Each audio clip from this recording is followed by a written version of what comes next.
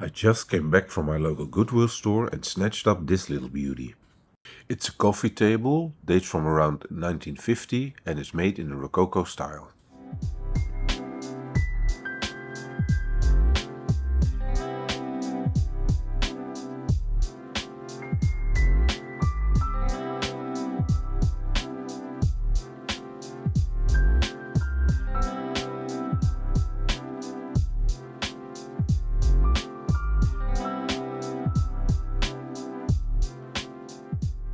Hi, my name is Arie, and I've been restoring antique furniture for over 25 years. It doesn't look much, but if you look at the black finish up closely, you can see it's not original.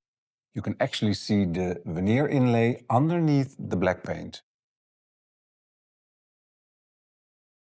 And if you thought this was actual marble, you'd be mistaken. It's vinyl. Or is it?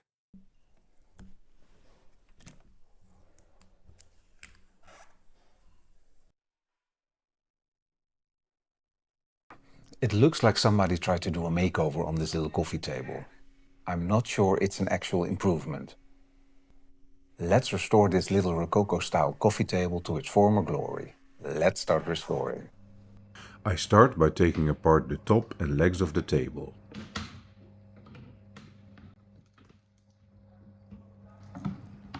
The top is nailed to the table, and I'm using my little crowbar to lift it off. The table has obviously been in a little accident because part of the construction is broken and held together with tape.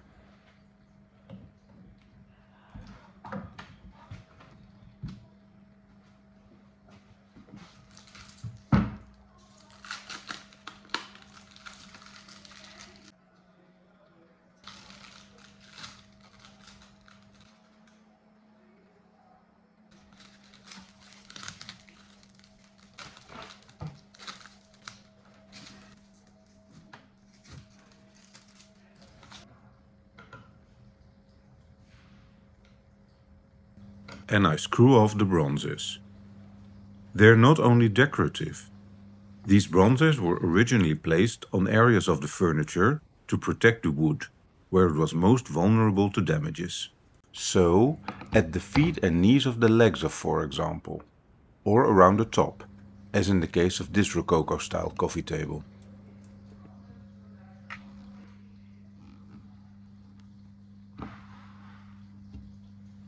Once taken off, you can see the original color of the wood. Rococo as a style was invented in the early 18th century at the court of the French king Louis XV.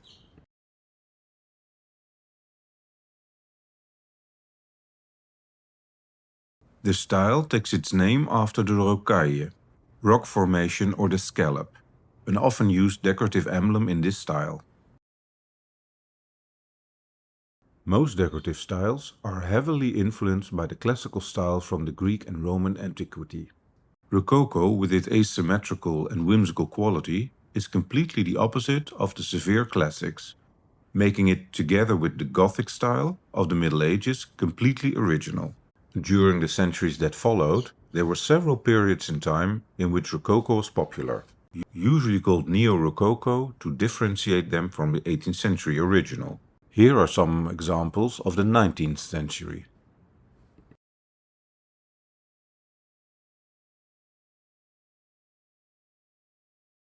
And here are some examples from the 20th century.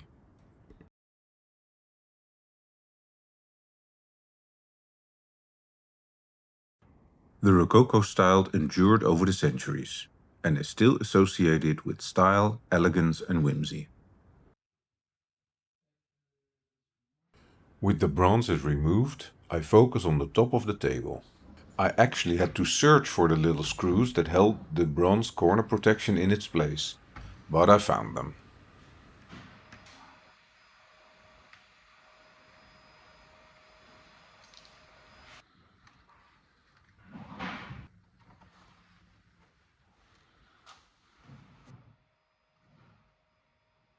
Once I've taken out all the screws, I carefully lift off the bronze.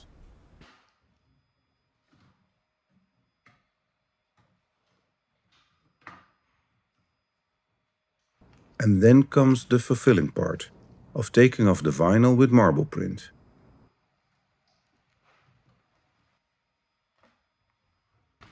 Let's see what's actually underneath.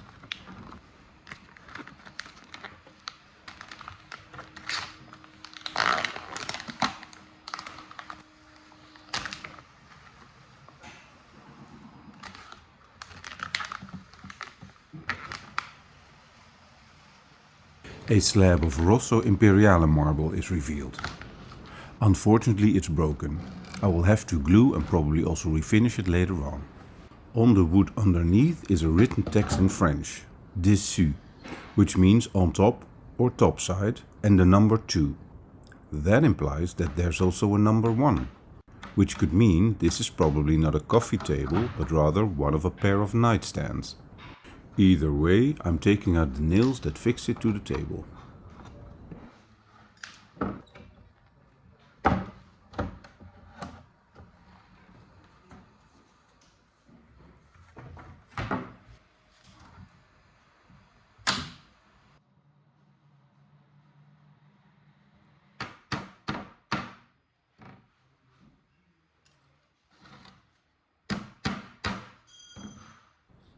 That done, now it's time to take off the black lacquer that's on the table.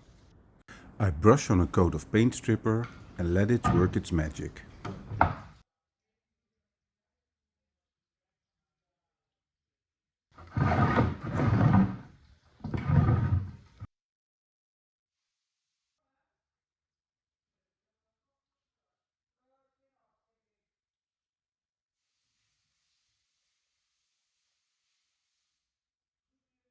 Then I take it all off with steel wool.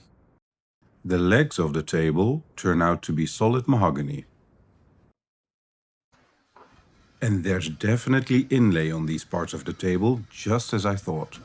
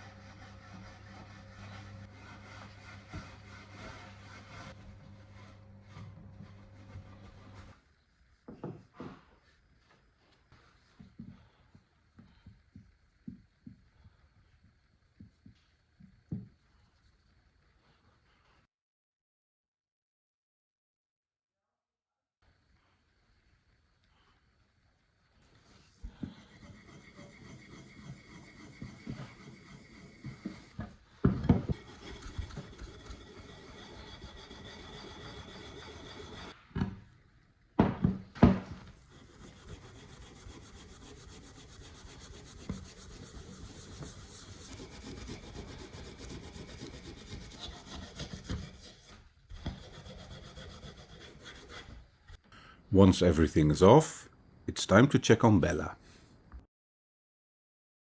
Big stretch. So not much going on in her part of the workshop. Looking for cuddles and some action. The weather is nice, so a walk is in order. Fresh air will do us both good, and when there's a ball involved, life is a party for Bella.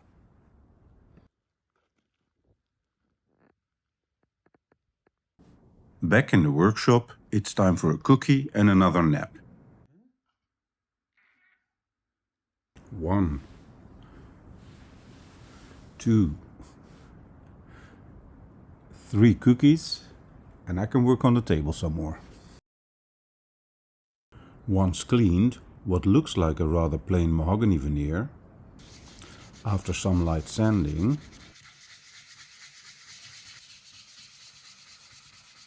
turns out to be, in fact, a combination of mirrored tulip wood veneer with mahogany banding, and the colors are magnificent.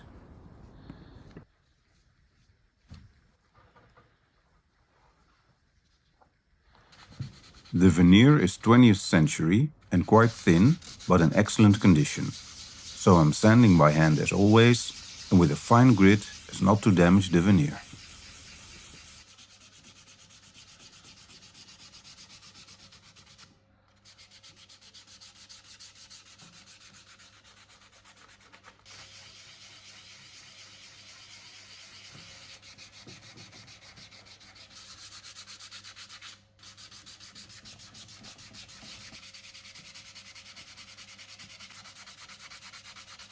That done, it's time to work on the broken construction parts.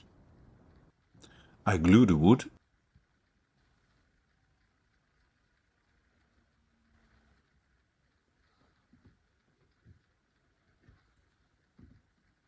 and set my clamps.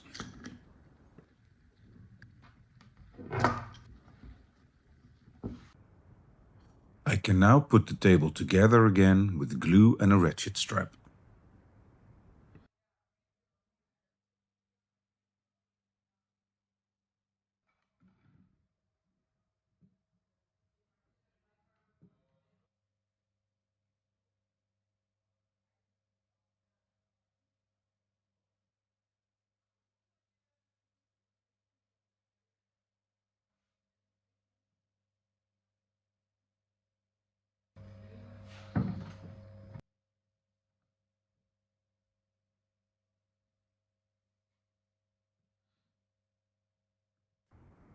I use masking tape to keep the parts in position before I throw on the ratchet strap.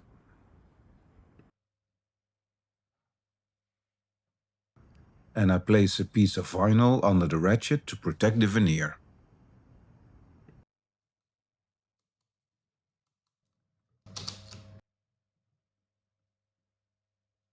Everything looks fine, and I remove the excess glue with a damp cloth. Once the glue has dried, I remove the ratchet strap and the masking tape.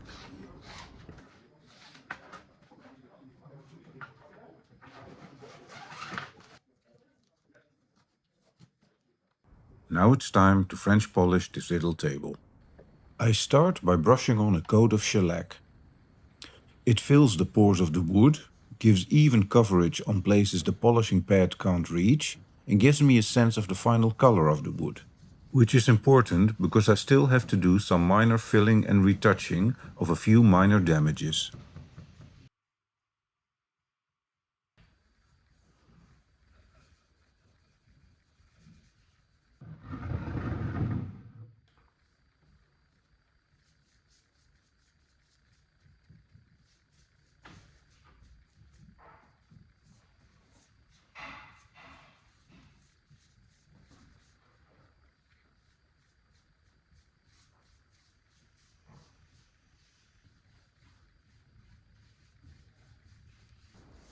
Minor damages indeed.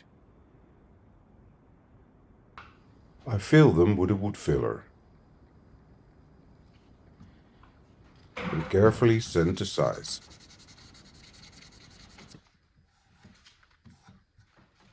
Then I cover the filled area with shellac to judge the color. And make my final color retouch with shellac that's colored with a mahogany colored alcohol dye. The same goes for another minor damaged area.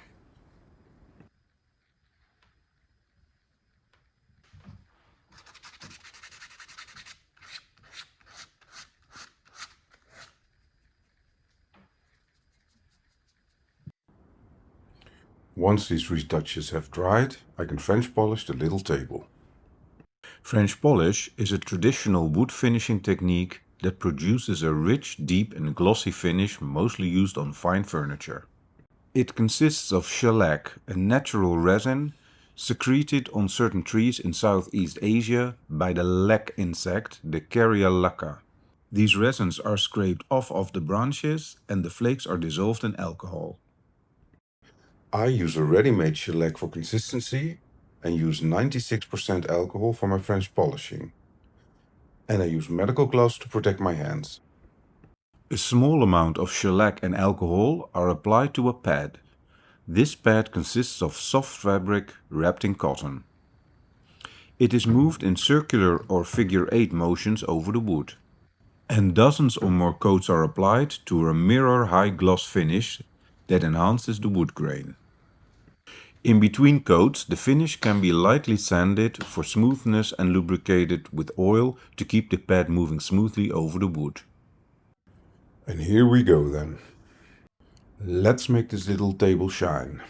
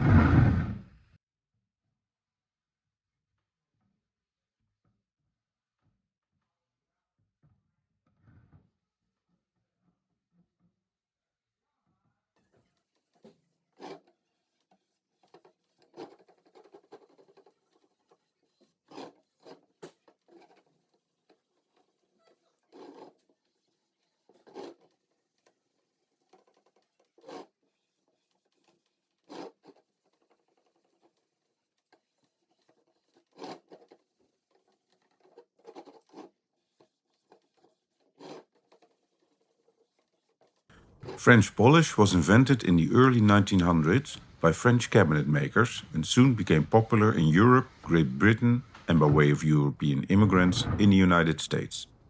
But what did cabinet makers use before the invention of French polish? For example, in Rococo times.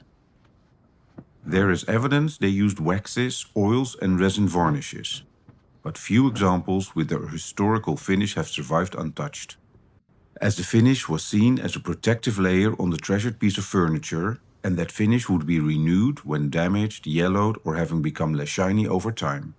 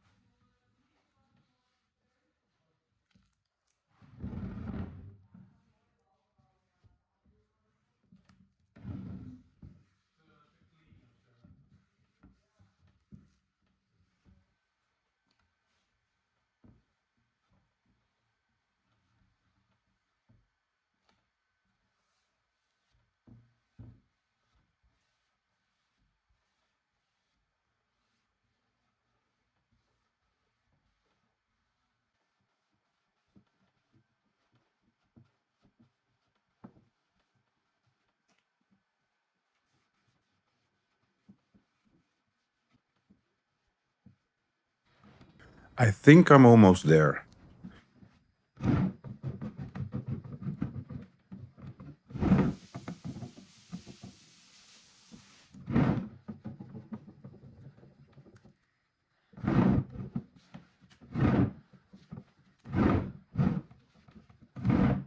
Time to let the finish thoroughly dry. Once dry, I polish the finish with a liquid polish to remove the last traces of the oil I used while French polishing.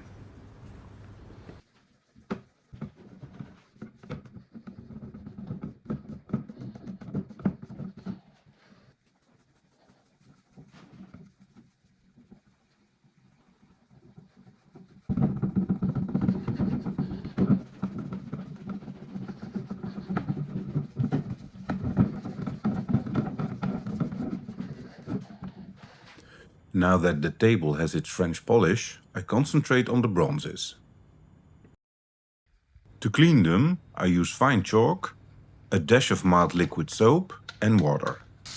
and brush them with a copper-wired brush. I really go to town on them.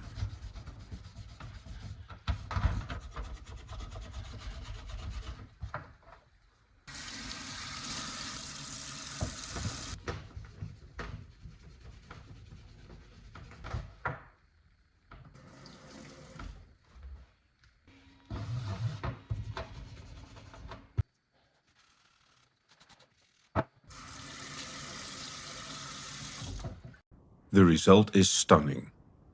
Those were the feet. Now it's time for the knees.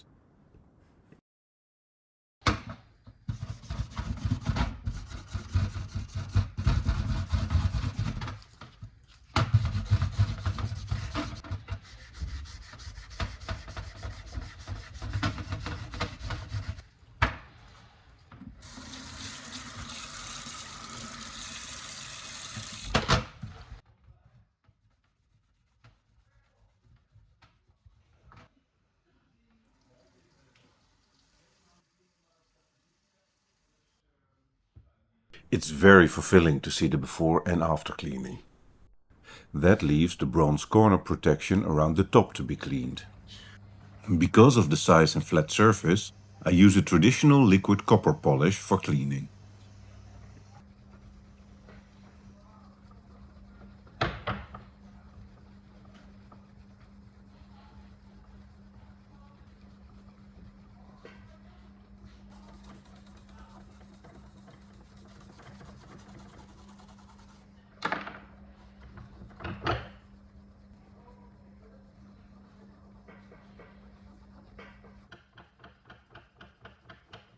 In the end, I polish the bronze with the finest steel wool for the highest shine.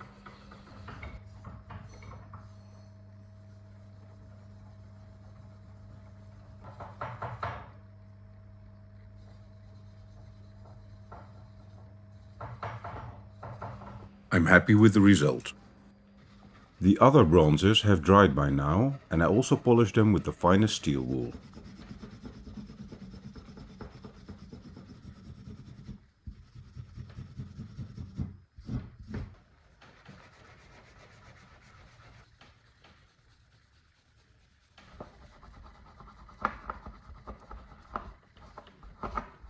Here's a side-by-side. It really brings out the highlights and gives definition to the bronzes. Once the bronze parts are all cleaned and polished, it's time to protect them against tarnishing by brushing on a coat of clear varnish.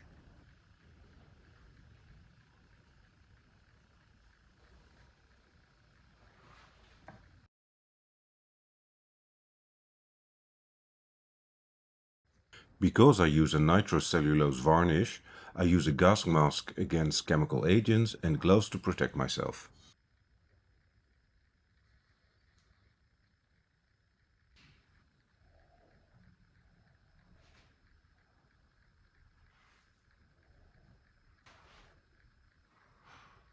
With that done, do you remember the impressive marble that was unfortunately broken?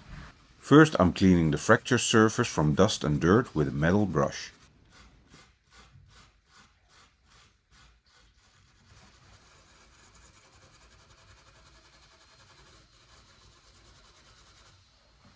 Then I'm laying a piece of paper on a flat surface to glue the two pieces of marble. The paper is there to prevent the marble from sticking to the wood. I'm gluing the marble with a two-component glue specially developed for gluing marble and hardstone.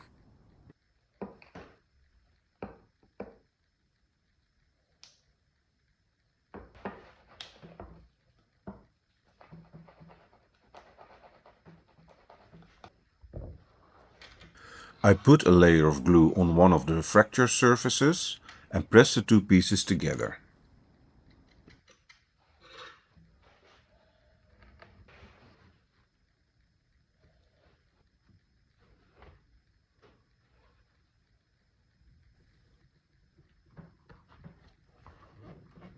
I wipe off the excess glue and let the glue dry.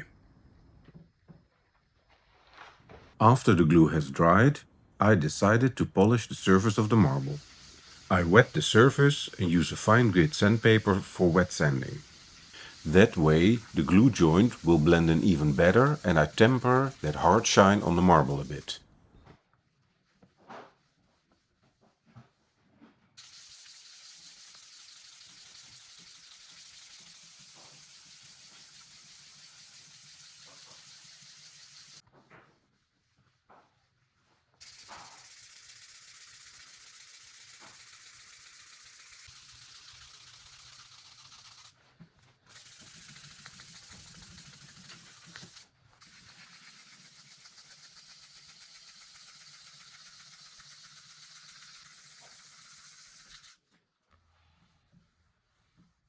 After sanding, I use clear wax to bring out the definition and soft shine of the marble.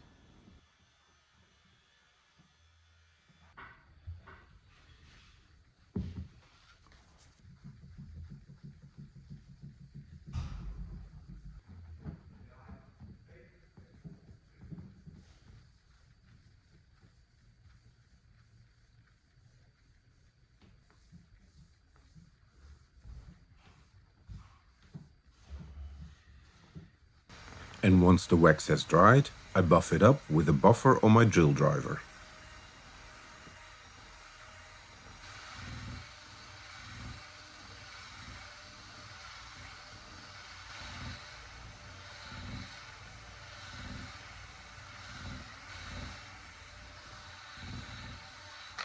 Time to assemble the various restored pieces of the little table.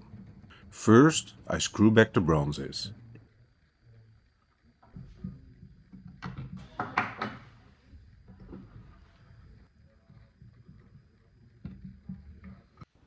Then I nail back the top.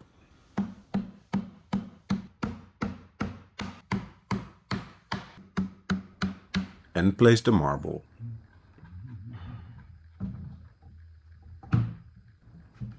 Finally, I place the protective corner bronze and secure it with screws.